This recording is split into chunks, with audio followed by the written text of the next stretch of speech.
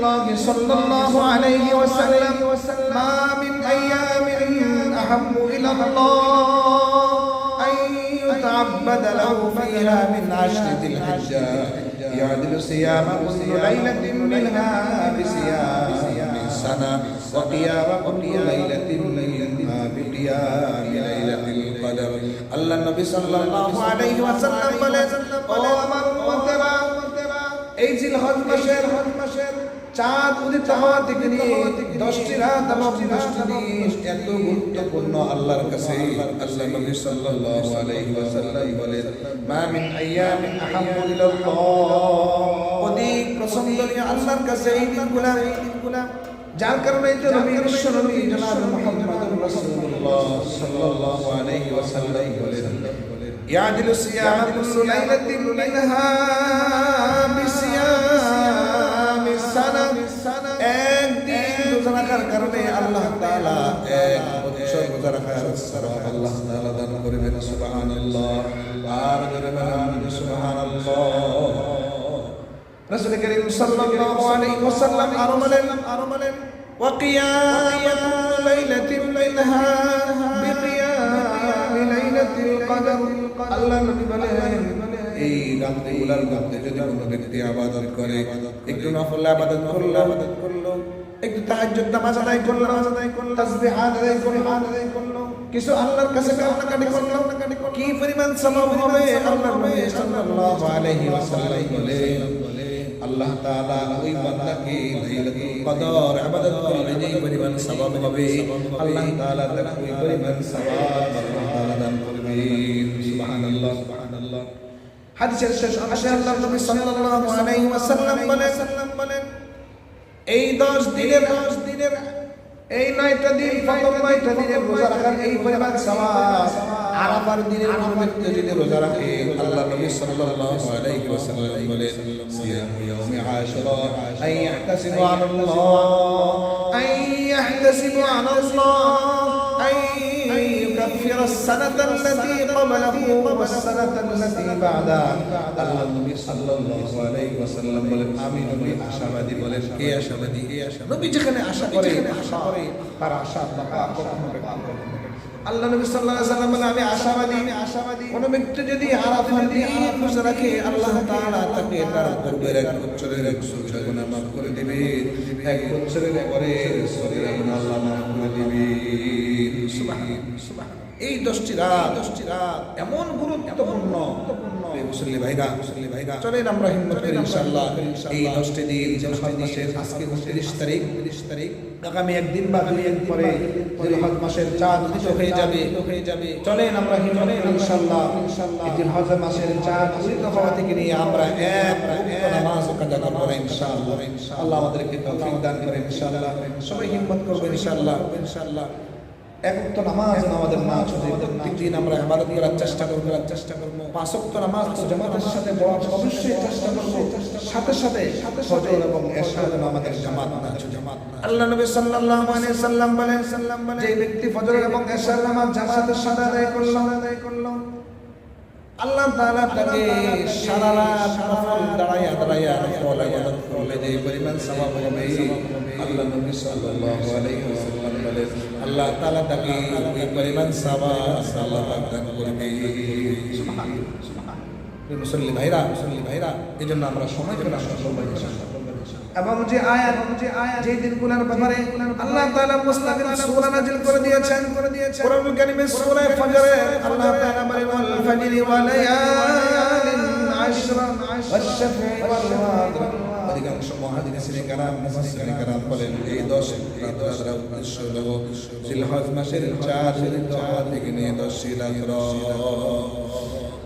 আল্লাহ আমাদেরকে আমল করার তৌফিক দান করেন এবং এই দিনগুলোতে বেশি জিকিরে ইহতিমাম করা এবং এই দিনগুলো হলো আল্লাহর কাছে অনেক পছন্দনীয় দিন আল্লাহ নবী সাল্লাল্লাহু আলাইহি ওয়াসাল্লাম সাহাবী হযরত জাবির রাদিয়াল্লাহু তাআলা আনহু বলেন আফজালু আইয়াম দিনের মধ্যে সবচেয়ে পছন্দনীয় দিন হলো জিলহজ মাসের 10 দিন এগুলো অনেক পছন্দনীয় দিন এবং এই দিনগুলোর মধ্যে বেশি বেশি নফল ইবাদত করা মুস্তাহাব কিছু আমল আছে যে এক নম্বর আমল হলো চুল নখ এবং বগলের পশম জেরে নাভ এবং নাভির নিচের পশমগুলা ইত্যাদি কাটা এটা হলো মুস্তাহাব আমল আমরা সবাই আমল করব ইনশাআল্লাহ বলেন ইনশাআল্লাহ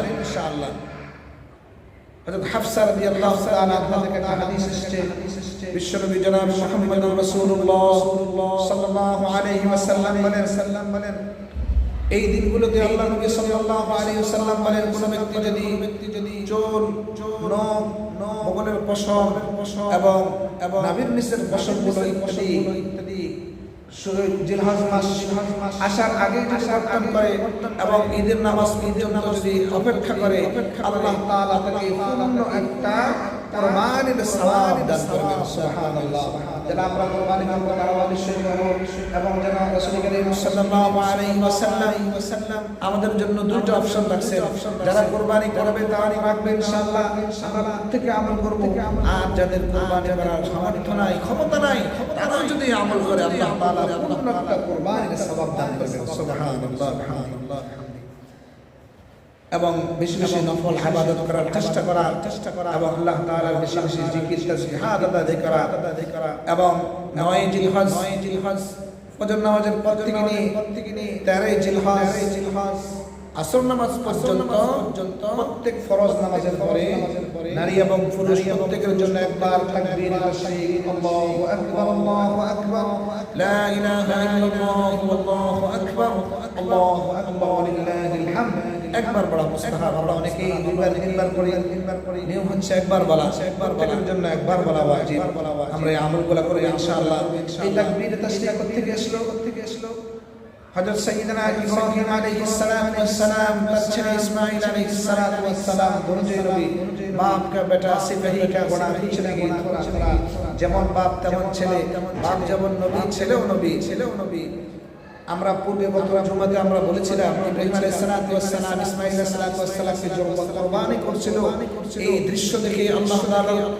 এই কুদরতি কারিশমা তাদের এই দৃশ্য দেখে হযরত সাইয়্যিদনা জিবরাইল আলাইহিস সালাতু ওয়াস সালাম বলে উঠলো আল্লাহু আকবার কি আজীব এক দৃশ্য বাপ ছেলেকে কুরবানি করতেছে সুবহানাল্লাহ ইব্রাহিম আলাইহিস সালাতু ওয়াস সালাম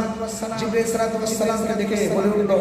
লা ইলাহা ইল্লাল্লাহু আল্লাহু আকবার হযরত সাইয়্যিদানা ইসমাঈল আলাইহিস সালাম জিবরাইলের কথা এবং ইব্রাহিম আলাইহিস সালাতু ওয়াস সালামের এই বিষয়গুলো দেখে তিনি বলে উঠলো আল্লাহু আকবার আল্লাহু আকবার ওয়ালিল্লাহিল হামদ এজন্য তাকবীর তাশরীকের বেশি বেশি আমল করব ইনশাআল্লাহ এবং আমাদেরকে আল্লাহ পাক যাদেরকে তৌফিক দান করেছেন আমরা যারা কুরবানি করব যাদেরকে কুরবানি ওয়াজিব হয়েছে আমরা কুরবানি করব একমাত্র আল্লাহর সন্তুষ্টির জন্য আল্লাহর ভালোবাসার জন্য মানুষ আমাকে দানবীর বলবে মানুষ আমাকে হাজী সাহেব বলবে আমি যদি কুরবানি না করি মানুষ আমাকে কি বলবে এইজন্য এই বাহবার জন্য আমরা কুরবানি না করি একমাত্র আল্লাহর জন্য আল্লাহ তাআলা কোরআনুল কারীমে বলেন আল্লাহ তাআলা কোরআনুল কারীমে বলেন লা ইয়ানালুল্লাহা লুহুমুহা ওয়ালা দিমাউহা ওয়ালাকিন ইয়ানালুহু তাকওয়া মিনকুম আল্লাহ তাআলা কোরআনুল কারীমে ইরশাদ করেন লা ইয়ানালুল্লাহা লুহুমুহা হারগিজ নেহি পৌঁছে কখনো আমার কাছে আমাদের কুরবানির গরুর গোশত গরুর রক্ত কিছুই আমার কাছে পৌঁছবে না একমাত্র তোমার তাকওয়া তোমার ঈমান এবং তোমার দিলের ইচ্ছা একমাত্র আমার জন্য করছো কিনা তোমার তাকওয়া আমার কাছে পৌঁছবে এজন্য আল্লাহ বলেন ইন্না সালাতি ওয়া নুসুকি ওয়া মাহইয়ায়া ওয়া মামাতি লিল্লাহি রাব্বিল আলামিন তোমার নামাজ তোমার বেঁচে থাকা তোমার মরে যাওয়া আমার সব কার জন্য বলেন আল্লাহর জন্য আর যদি বলেন কার জন্য